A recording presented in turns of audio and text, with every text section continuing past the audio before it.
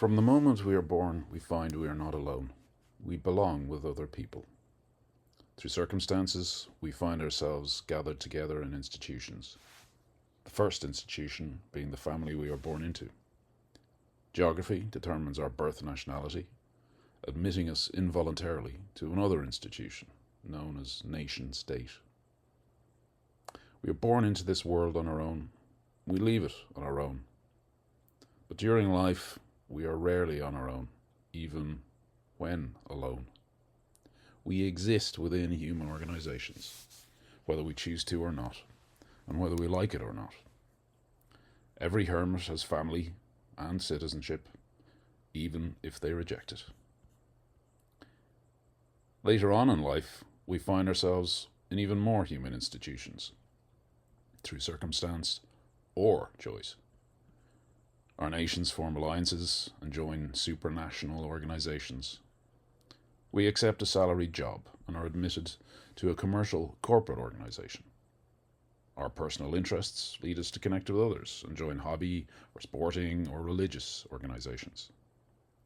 Even the social media circles we form online are a type of impromptu virtual organization, though they seem far from organized most of the time. We humans voluntarily organize ourselves into groups with common purpose, common interest or values, and shared community identities. It's no surprise, really. It's natural. Since our earliest days, humans have gathered together for survival. Hunters survived better when individuals learned to cooperate, fulfilling different roles. Ones who would drive the prey, and ones who would spring the trap.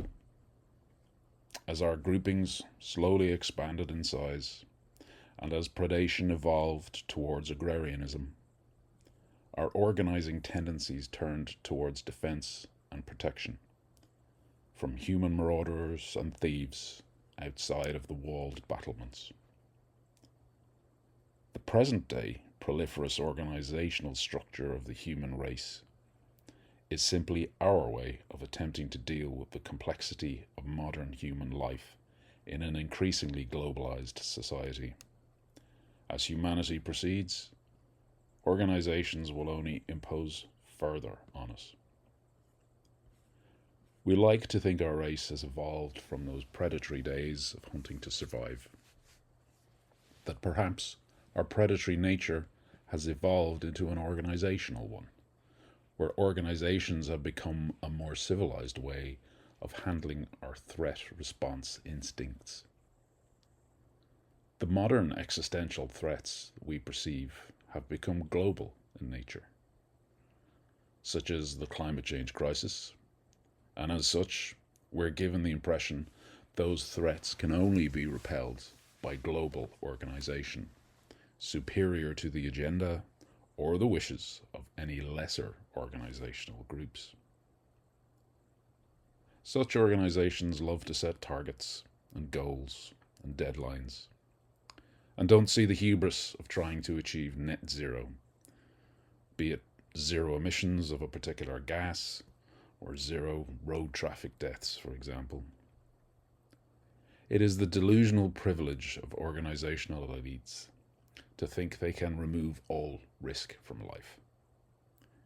But of course, that's not really what it's about. Manufactured deadlines are not meant to be met. They are meant as an authoritarian tool to coerce a momentum, or even manipulative fear or panic. And they are quietly put aside when it is clear they are not and cannot be met, in order to be replaced with yet another new target. In reality, human nature never fundamentally changes, and organizations can simply become weapons too. Tools to be used to predate on our evolved modern world's new prey, that is, people. The bigger the organization, the more dangerous a weapon it can be, because of the greater number of people it can influence or harm. We saw during COVID times how quickly organizations we believe to be there for one purpose, such as ensuring personal freedom and social liberty, can be so quickly turned for an opposing purpose, such as enforcing limitations and prohibitions.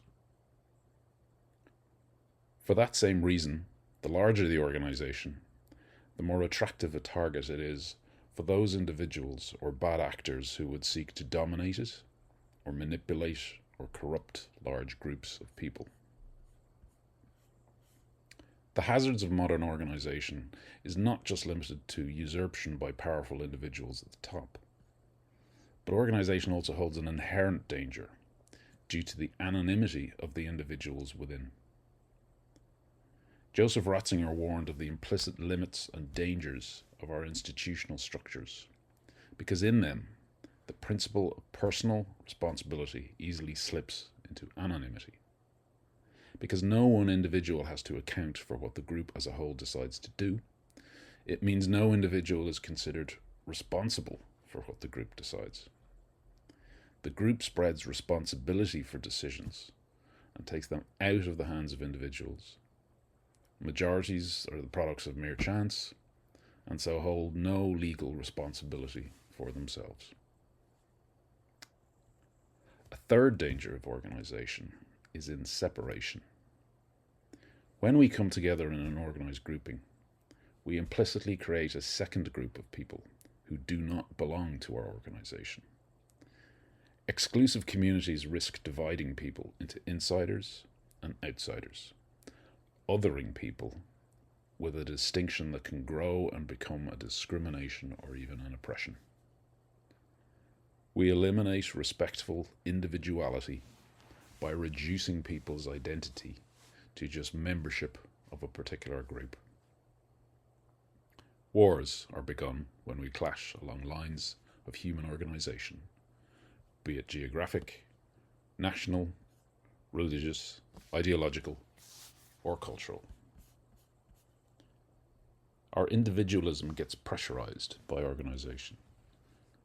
We can end up going along with the groupthink just to get along, just following orders. Our membership of an organization can be a means to coerce a uniformity of opinion or action within us that otherwise we might not submit to. We don't like to stick out.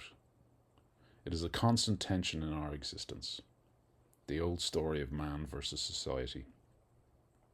We like to be seen to belong, and yet we like to be recognized for ourselves and our individuality too. Individuals, as well as being subject to organizational impositions, are also contributors to organizational experience and culture. We should never consider organizations as things we are simply subjected to. Membership of an organization gives us status to speak for the organization and the implicit responsibility that comes with that power of speaking for others. It also gives us, more importantly, the power, perhaps even the obligation, to speak with authority to that organization. It may seem sometimes like an organization is an irresistible force that steers us, one whose rules we are compelled to play by. The larger the organization membership, the further we are from the top of it, the less impactful we feel our influence is. But let us never forget that an organization only exists because it is a collection of individuals. Without people, it is nothing. It does not exist. And those people, including us, both define and influence every organized community they belong to. Ask yourself, what organizations are you party to? And what influence could you have? Are they collaborative for the benefit of all members? Or are they predatory on those outside or even inside the organization? Do they reflect our individuality? There is one organization I have not mentioned so far. It's the one we are all members of, though none of us choose to join it. It is the human race. It is constantly open to us to influence it, and to choose to do so in even small ways, even though we are not in it by choice. If we choose not to influence it, we fall prey to those who will.